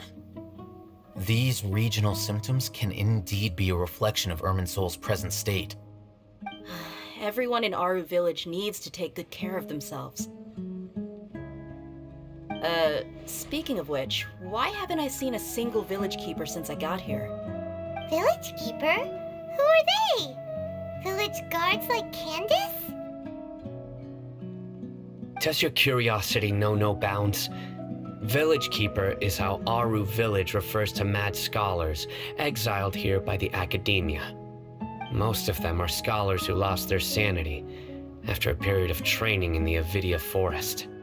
The academia believes that their crazed mutterings may have a negative effect on the psyches of other scholars. So, they're forcibly exiled to the desert. Though if you ask me, it's all a boatload of nonsense. Alas, that's exactly what we've been trying to investigate. One by one, the village keepers have been mysteriously disappearing without a trace. But no one in the village has ever seen them leave. If you're planning to stay around the village for the next few days, I'd appreciate it if you could keep an eye out for them. I've had encounters with those people in the past. I'll see what I can do to help. The Matra are the ones responsible for their exile. Now that you're no longer with them, are you trying to alleviate your guilt and atone for your past sins? I'm fascinated by how you think. Mock me if you will, but if you are guilty, I will eliminate you, regardless of my position or identity. Oh, you're the former General Mahamatra. You must be an expert in these kinds of investigations. Thank you for your help.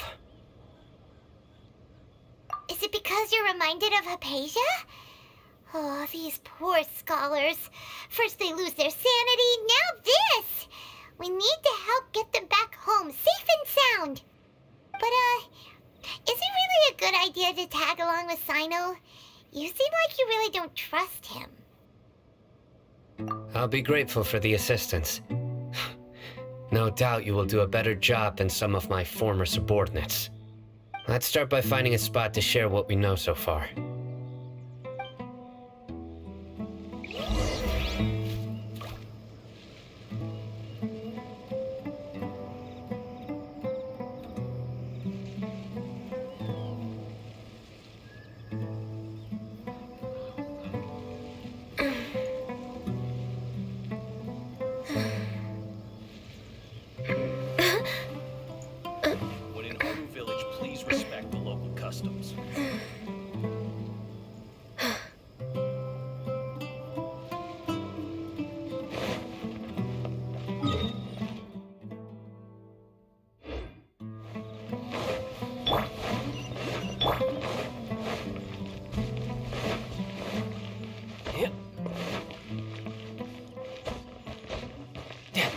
time to lose.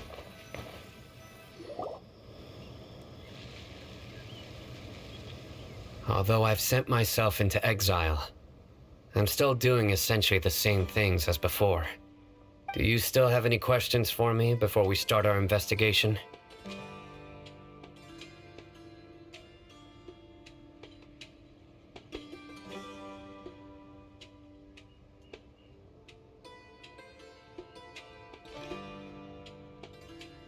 One of my former subordinates told me that this title has its origins in a strange incident. The Academia has long exiled mad scholars to Aru Village. A mysterious phenomenon exists here. When mad scholars first arrive, they are as incoherent and deranged as before. But after spending some time here, they invariably begin to calm down. Initially, the people of Aru Village greatly resented having to take in the mad scholars. But a strange incident one night changed that. Aru Village was struck by the strongest earthquake in living memory. Seeing buildings on the verge of collapse all around him, the then chief of the village was preparing to take everyone to safety. Suddenly, he noticed a mad scholar crouching in a corner, caressing the ground with his hands. A soft, green light radiated from him, like a divine glow against the backdrop of night. Despite the powerful tremors that ripped through the ground that night, all the houses remained upright, almost as if they had grown roots reaching deep into the ground. In the end, not a single building collapsed, and no one was hurt. After that, the people of Aru Village treated the mad scholars with greater kindness, and began to refer to them as the village keepers. A soft green light? A mad scholar protecting Aru Village? What do you make of it, Traveler? Paimon thinks so too. Actually, Sino, do you know if any of the mad scholars continued to wear their Akasha terminals at Aru Village? In theory, they would continue wearing them so the Academia could still monitor their activities. With that said, the main Akasha system would no longer have any interaction with them.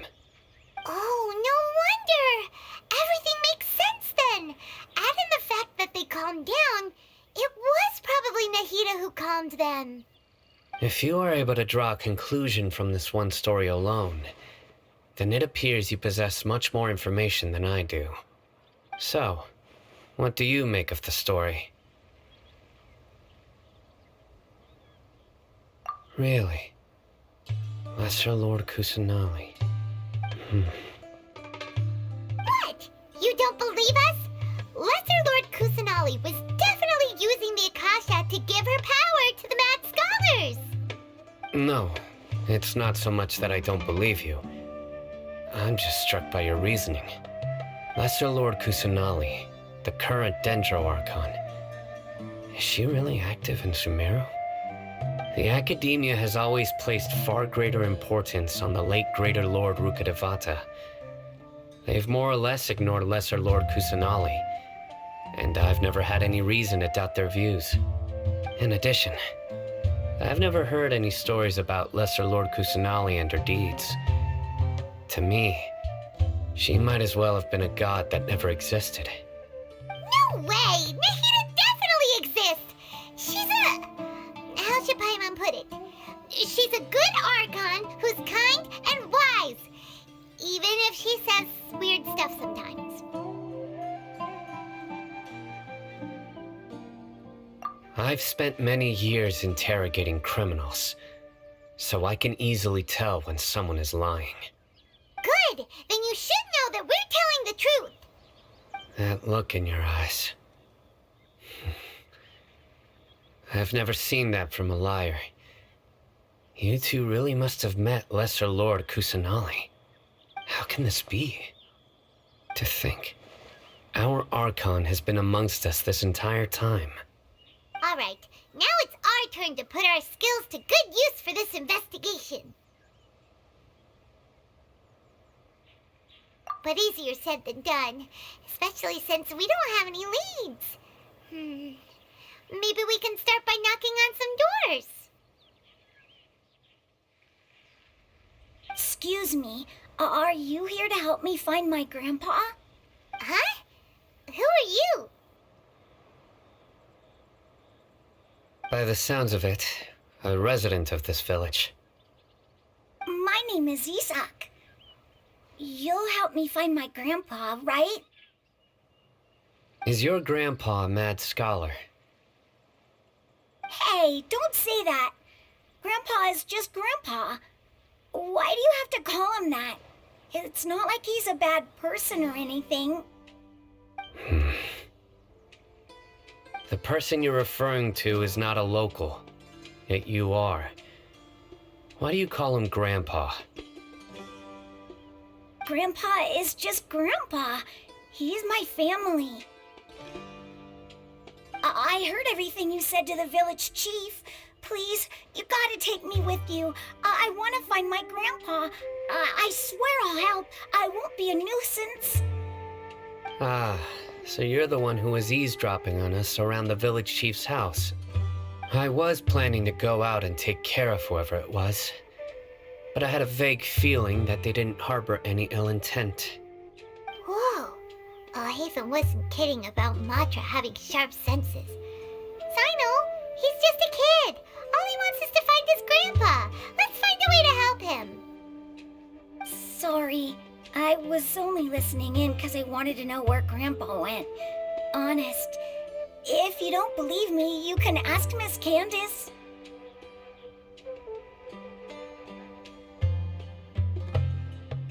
All right. But first, let's confirm the facts with Candace.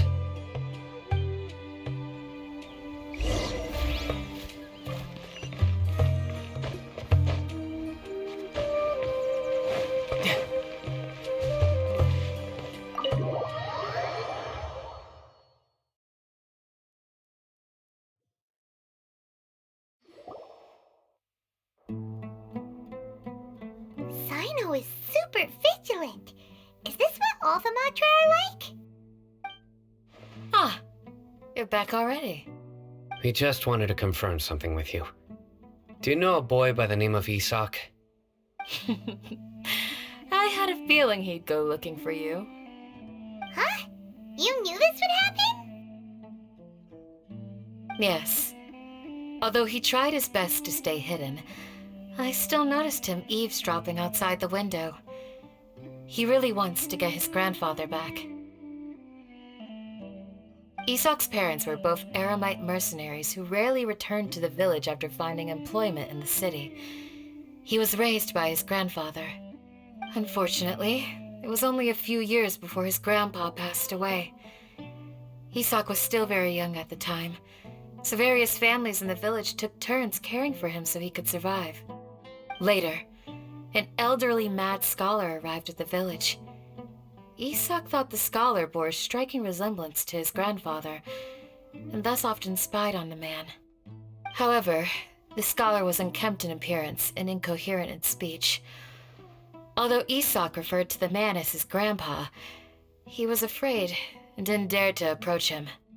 One summer night, the oft mumbling and bumbling grandpa suddenly calmed down and seemed to become more lucid. He even noticed Isak hiding in the distance. So Grandpa walked up to Isak and patted him on the head. He even took Isak to the entrance of the village, where he patiently taught the boy the names of the stars and accompanied Isak until he fell asleep. The next morning, Isak woke up and wanted to go find his grandpa again, only to realize his grandpa no longer recognized him. However, even so, Grandpa retained his calm expression. It's said that those who saw the scholar claimed he no longer appeared to be crazy, but appeared to be living in his own world, almost as if he were sleepwalking. Isak was thrilled that his grandpa was able to find peace and would follow him all the time, asking him things like, "Grandpa, want me to take you somewhere fun?" Or, "Grandpa, could you tell me stories about the stars again?" All this somehow just makes Paimon feel really sad. It seems like they both deserve so much better. Perhaps. Nearly everyone who lives in the desert has some form of hardship or regret. But even so, we must still continue on with our lives. It's also my reason for fighting. I must continue to protect this land.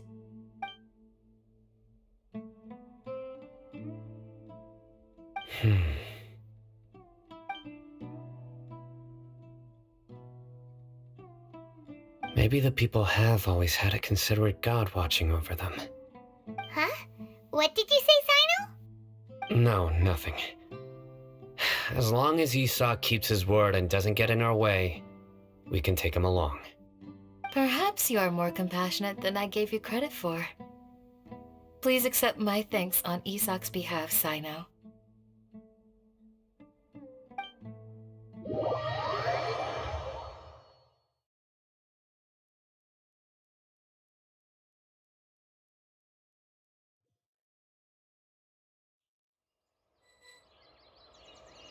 Hey, Isak! Oh, it's you guys! We've cleared everything up. Let's go find your grandpa. Really? Wow! Thank you so much! Yeah! All right. Let's ask the local residents some questions first.